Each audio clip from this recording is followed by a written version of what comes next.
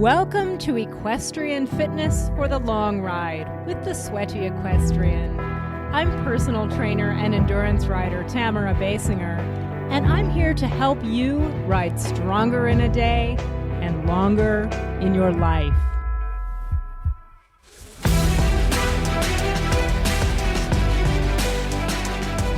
Hey rider, welcome back to the podcast. As I am recording this, I am, 4 days back from my first endurance ride of the season. It was at the Eagle Canyon ride here in Southwest Idaho. And 4 days out, I'm getting over my muscle soreness finally, but it was pretty intense for a few days. I catch rode somebody else's horse on Saturday, and he was super fun to ride. I had a great time, but I was riding in a different saddle that I'm not used to. And also this horse was a lot taller and more to the point, wider than I'm used to riding. So I actually was pretty sore. I could tell by the time I was halfway through the first loop that I would be paying for that one, but it was totally worth it. Fun day. And then the next day, I did the limited distance ride, so just 25 miles, on my young horse, Coco Pelli, and I discovered that I was not quite fully recovered from the prior week's half marathon. And I actually did quite a bit of downhill running with the horse during that ride because we had to make up some time after some delays earlier in the ride. And I really aggravated my hamstring tendons at the backs of my knees. And so I'm still kind of hobbling around. I'm taking it easy this week, focusing on upper body strength training and just letting my legs heal. But it was super fun. I'm already looking forward to the next ride at the end of May. If you want to read all the details of that endurance ride experience, I wrote up the ride story. It's on my blog at thesweatyequestrian.com, and you can always get a heads up when new content like that comes out, articles, podcast episodes, by signing up for my newsletter. It's free. And actually, the newsletter itself is like a short blog post. It'll give you a kind of a weekly shot of actionable tips to keep your rider fitness on point. So if you want to be getting that, you can sign up for it at thesweatyequestrian.com/newsletter. In other news, the day this episode drops is going to be my birthday, and I am almost 50 now. And we all know that these are the years of life when women especially need to be cognizant of bone loss. So I want to talk about that today because those of us who ride horses are at a higher risk of bone trauma than the average person. The good news is that there is one guaranteed thing we can do to improve our bone density. And no, it isn't a drug. And yes, I'm going to tell you what it is. But first, statistics do show that equestrians have a high risk of bone fractures. This shouldn't be a surprise to any of us.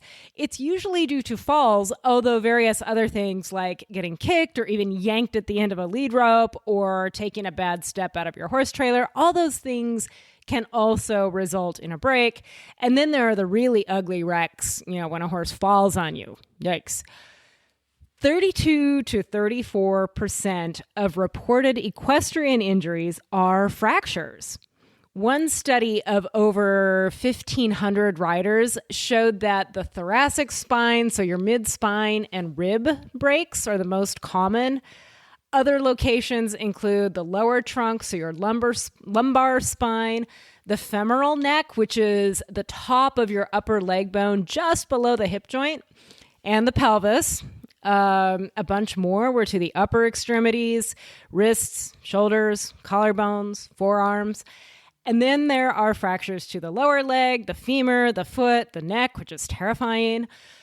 And fractures even occurred in faces, fingers, and toes. We riders can truly break anything. Now, of course, these breaks can occur in any rider, regardless of your bone health, simply because we sometimes take high energy impact from falls off these massive, unpredictable prey animals that we love so much. But throw in poor bone density And obviously, the risk of fracture and of more severe fractures goes up. Let's take a look then at how our bones work, because that will help us understand what changes with age and how we can reverse it. Because spoiler alert, we can. We tend to think of bone as a hard, static structure, like the beams that support a house, but they're actually highly dynamic. Our bones undergo constant remodeling as we remove old bone cells and replace them with new bone cells. When we are young and growing, we see a net addition of new bone, of course. And then from age about 20 to 50, we more or less balance the rate of addition and subtraction of new cells. With advancing age, though, bone resorption, or getting rid of cells, begins to outpace new bone formation. And the resulting decrease in bone mass and strength and density puts us at a higher risk of fracture. Now, women really hit a wall here at menopause when low levels of estrogen lead to more rapid acceleration of bone loss. Men tend to hit that point much later in life, which is a big reason why osteoporosis is so much more common in women. We ladies account for about 80% of osteoporosis cases in the United States. And of course, many of us experience plenty of bone loss without actually tipping over into an official osteoporosis diagnosis, or even osteopenia, which is that condition of lower than normal bone density that's kind of a precursor or a warning sign for actual osteoporosis. Anyway, we women can lose up to 25% of our bone mass in the first 10 years after menopause. That is a terrifying number, right? 25% loss in 10 years, right about in our 50s. Now, who among us doesn't think that that is way too young to stop taking the risk of riding our horses? But riding with compromised bone density is a risk not just for pain and recovery time, but to your life itself. Maybe you have heard the expression, break a hip, die of pneumonia. That expression exists because it is so common for a fracture in an older person to start a chain reaction of other conditions that can really decrease the quality and even the length of your life. So, let's talk about what we can do to turn that bone loss around, or ideally keep it from getting out of control in the first place. There's one thing you can do that is absolutely guaranteed to make a difference, and despite what the dairy industry would have you believe, you are not going to find it in your fridge. Now, that isn't to say that calcium isn't important. Without adequate calcium intake, especially paired with adequate vitamin D, you're not going to have healthy bones. But that doesn't mean that more calcium is automatically better. Once you have sufficient calcium to meet your needs, consuming extra is not going to magically build bone. Instead, what you need to do is send your bones a signal that says, hey, we really need to keep the density up because we have work to do. Generally speaking, you're going to hear the recommendation that we do, quote unquote, weight-bearing exercise, right? Well, what is that exactly? To a certain extent, activities like running, where you're on your feet, putting pressure against the ground, are weight bearing. You're bearing your own weight, as opposed to a seated exercise like on a bike or a horse. And to a certain extent, activities like running will help build some bone. They do put more force on the bones than, say, riding does. But if you think about it, it's pretty limited to the lower body, nothing really for the spine and the upper body. And it's just one repetitive motion done over and over again. What we really need is to challenge our whole body full of bones, and we need to do it by pushing and pulling on them at lots of different angles. And the best way to do that is by strength training. This really works. And not only to slow the loss of bone density, but actually to reverse it. I'm thinking of one study that was done in women in their mid-60s. For 8 months, the researchers had one group strength train and the other group carry on as usual without strength training. After 8 months, the group that did not strength train had lost an average of 1.2% of the bone density in their lumbar spines. In 8 months, 1.2%. The group that had strength trained, though, they saw an increase of 3%. So not only did the women in their mid-60s who strength trained not lose the 1.2%, they actually gained 3% bone density in just 8 months without hormonal intervention in their mid-60s. So here's the thing. You could be a pretty active person who gets a lot of general activity out with your horses. Maybe you hike a lot, you take care of your nutrition, but you could still be losing bone density. But if you add strength training to that combination, now you make the magic happen. Now you're putting the stresses on your bones that signal them to keep remodeling and laying down new cells. And it doesn't necessarily have to be a lot. Even one session a week of beginner exercises will make a difference. You start with something that's appropriate for your fitness level. If that's just some really basic movements, like sitting at the edge of a chair and standing up again, or holding a light dumbbell over your head for a couple minutes, whatever represents an incremental challenge for you at this point, that is the place to start. And as you get stronger, we work up from there, and your bones get more and more benefit.